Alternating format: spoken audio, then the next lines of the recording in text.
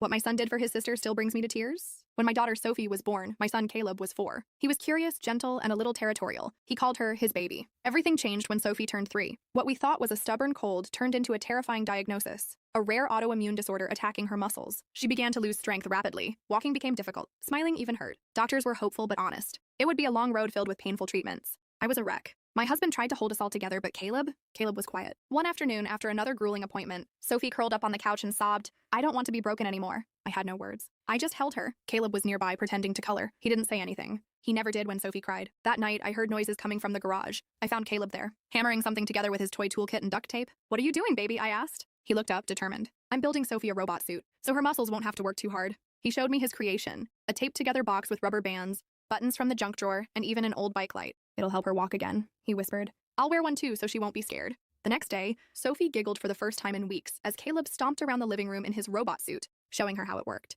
He even made her a little helmet from a salad bowl. That moment, her laughter, I hadn't heard it in so long I almost didn't recognize it. I turned away quickly so neither of them would see me cry. A few months into treatment, Sophie lost all energy. She wouldn't talk, wouldn't respond. One morning I found Caleb sitting beside her bed, gently brushing her hair with her favorite doll's tiny comb. "She likes feeling pretty," he said. Then he took out a necklace made of macaroni and shiny beads. "This is for brave girls. Only brave girls get to wear it." Sophie blinked at him. Then slowly she reached out and took it. I'll never forget what happened the night before one of Sophie's most painful procedures. She was trembling, refusing to go. Caleb disappeared for a few minutes. When he came back, he had his little backpack and a flashlight. "I'm coming too," he said. "You don't go into dark places alone." The nurse smiled and said, "Only patients allowed past this door, sweetie." Caleb nodded solemnly, handed the flashlight to Sophie and said, "Then take this. I've already charged it with Brave." 2 years later, Sophie is stronger, still recovering, still fighting. At her final therapy session, the therapist asked her what helped you the most. She looked at me, then pointed at Caleb and said, "He held the light."